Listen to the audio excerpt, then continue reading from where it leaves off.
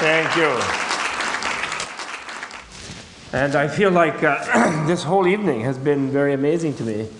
I feel like it's sort of like the Vimalakirti Sutra, an ancient work from ancient India, in which the Buddha appears at the beginning, and a whole bunch of people come to see him from the biggest city in the area of Vaishali.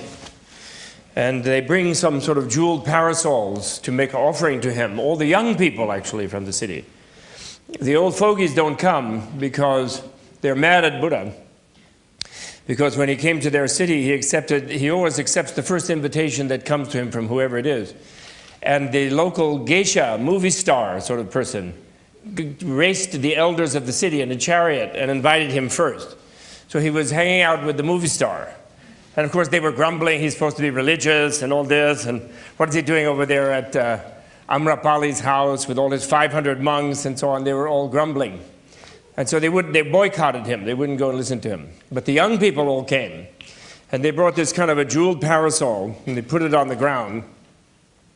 And as soon as they had laid all their big stack of these jeweled parasols that they used to carry in ancient India, he performed a kind of special effect, which made it into a giant planetarium, the wonder of the universe. Everyone looked in that and they saw in there the total interconnectedness of all life in all universes. And of course, in the Buddhist cosmos, there are millions and billions of planets with human life on it. And enlightened beings can see the life on all the other planets. So they don't, when they look out and they see those lights that you showed in the sky, they don't just see sort of pieces of matter burning or rocks or flames or gases exploding. They actually see landscapes and human beings and gods and dragons and serpent beings and goddesses and things like that. So he made that special effect at the beginning to get everyone to think about interconnection and interconnectedness and how everything in life was totally interconnected.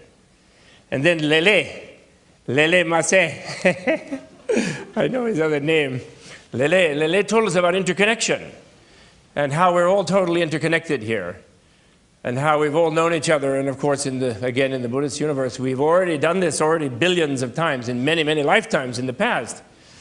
And I didn't give the talk always, and Chiho didn't, and Lele didn't, and Ed didn't, and Jim didn't. You did, and we had to watch you and so forth, and we're all still trying to, I guess we're all trying to become Tedsters, if that's a modern form of enlightenment. I guess so. Because in a way, if Tedster relates to all this interconnectedness of all the computers and everything, it's the forging of a mass awareness of where everybody can really know everything that's going on everywhere in the planet. And therefore, what compassion is where it will become intolerable for us. Totally intolerable that we sit here in comfort and in pleasure and enjoying the life of the mind or whatever it is.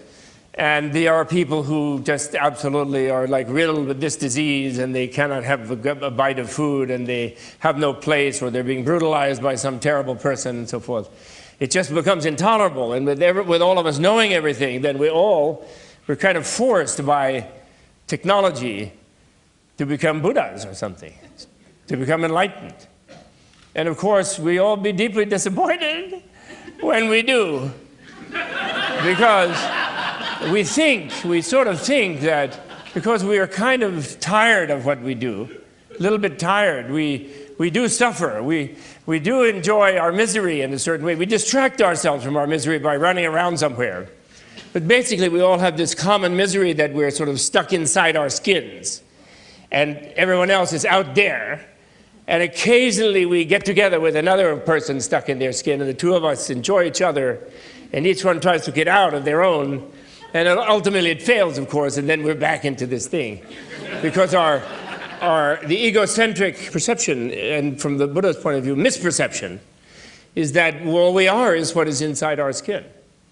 And it's inside and outside, self and other.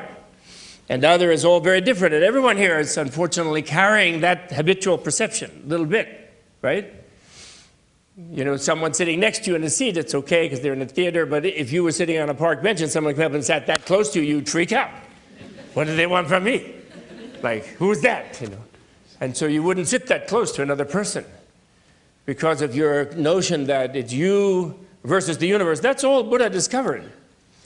Because that cosmic basic idea that it is us all alone, each of us, and everyone else is different, then that puts us in an impossible situation, doesn't it? Who is it who's going to get enough attention from the world? Who's going to get enough out of the world? Who's not going to be overrun by an infinite number of other beings if you're different from all the other beings? So where compassion comes is where you surprisingly discover you lose yourself in some way, through art, through meditation, through understanding, through knowledge, actually, knowing that you have no such boundary, knowing your interconnectedness with other beings. You can experience yourself as the other beings when you see through the delusion of being separated from them. And when you do that, you're forced to feel what they feel. Luckily, they say, I'm still not sure, but luckily, they say that when you reach that point, because some people have said in the Buddhist literature, they say, oh, who would really want to be compassionate? How awful. I'm so miserable on my own. My head is aching, my bones are aching, I go from birth to death, I'm never satisfied, I never have enough. Even I'm a billionaire, I don't have enough, I need 100 billion. So I'm like that. Imagine if I had to feel even 100 other people's suffering. It would be terrible. But apparently, this is a strange paradox of life, when you're no longer locked in yourself, and as the wisdom or the intelligence or the scientific knowledge of the nature of the world that enables you to let your mind spread out and empathize and enhance the basic human ability of empathizing and realizing that you are the other being. Somehow by that opening, you can see the deeper nature of life.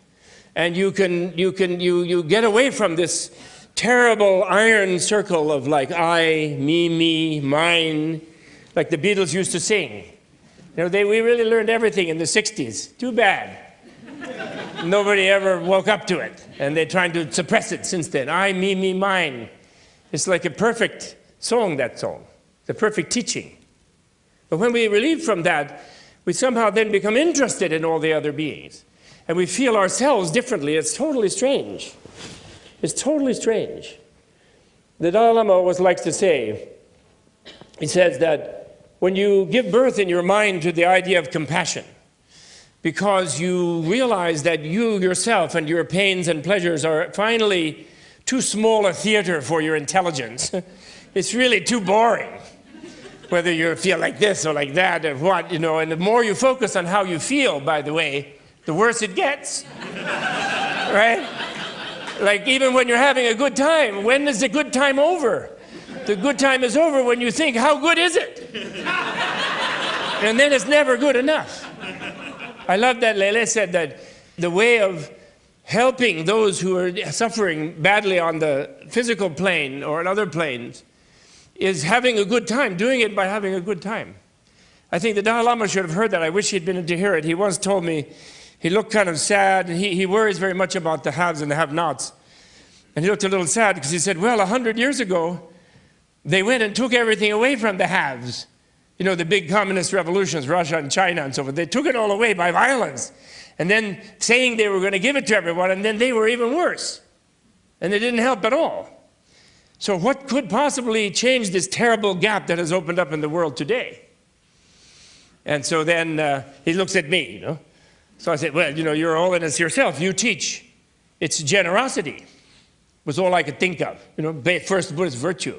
But of course, what you said, I think the key to saving the world, the key to compassion is that it is more fun. It should be done by fun. Generosity is more fun. That's the key. Everybody has the wrong idea. They think Buddha was so boring, and like they're so surprised when they meet Dalai Lama and he's fairly jolly. Even though his people are being genocided, and believe me, he feels every blow on every old nun's head. In every Chinese prison, he feels it. He feels the way they're harvesting yaks nowadays. I won't even say what they do. But he feels it. And yet he's very jolly. He's extremely jolly. Because when you open up like that, then you can't just, what good does it do to add being miserable with others' misery? You have to find some vision where you see how hopeful it is, how it can be changed. Look at that beautiful thing Chiho showed us. She scared us with the lava man. She scared us with the lava man is coming. Then the tsunami is coming. But then finally there was flowers and trees, and it was very beautiful. It's really lovely. So compassion means to feel the feelings of others. And the human being actually is compassion. The human being is almost out of time. The human being is compassion, because what is our brain for? Now, Jim's brain is memorizing the almanac, but he could memorize all the needs of all the beings, and he did. He could memorize all kind of fantastic things to help many beings, and he will have tremendous fun doing that. So the first person who gets happy when you stop focusing on the self-centered situation of how happy am I, where you're always dissatisfied, as Mick Jagger told us. You never get any satisfaction that way. So then you decide, well, I'm sick of myself. I'm going to think of how other people can be happy.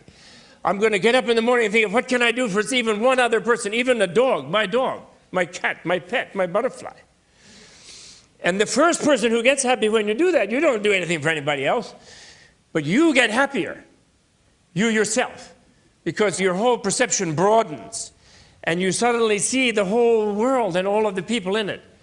And you realize that this being with these people is the flower garden that Chiho showed us. It is nirvana. And my time is up, and I know the 10 commandments.